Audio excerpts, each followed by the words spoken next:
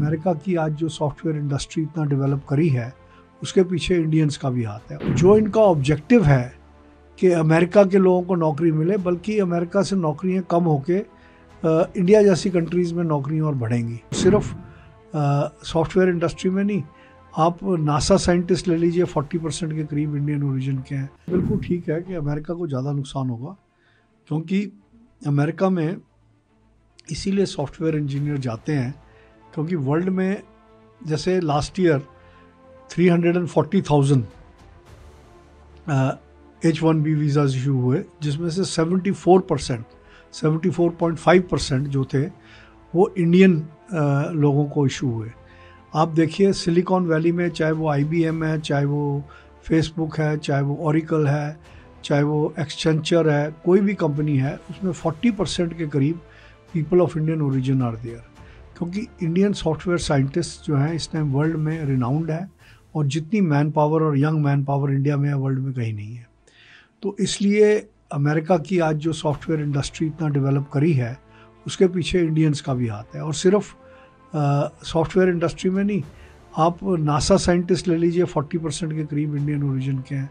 जो इनका ऑब्जेक्टिव है कि अमेरिका के लोगों को नौकरी मिले, बल्कि अमेरिका से नौकरियां कम होके इंडिया जैसी कंट्रीज़ में नौकरियां और बढ़ेंगी।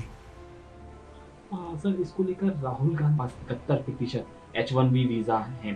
ट्रंप का 90 लाख रुपए का शुल्क उन्हें सबसे ज़्यादा प्रभावित करता है। उन्होंने कहा Rahul Gandhi says India has a weak PM.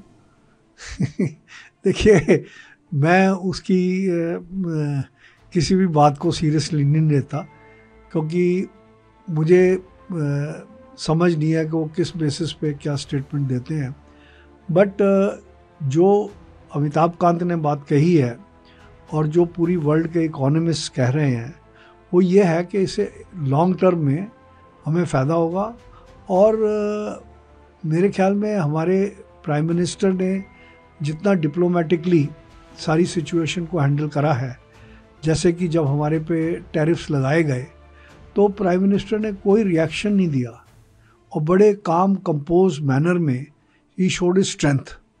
और उन्होंने हमारी कंट्री ने UK के साथ FTA कर लिया और बाकी कंट्रीज़ साउथ अमेरिका में FTA कर लिया। तो मतलब ये है कि हमारे पास ऑल्टरनेटिव्स हैं। बाकी अमेरिका के पास Indian doctors, Indian scientist, Indian software engineers के अलावा उनके पास और कोई चॉइस है नहीं, because we have the highest man power and at a very reasonable rate, skilled manpower which no other country has in the world.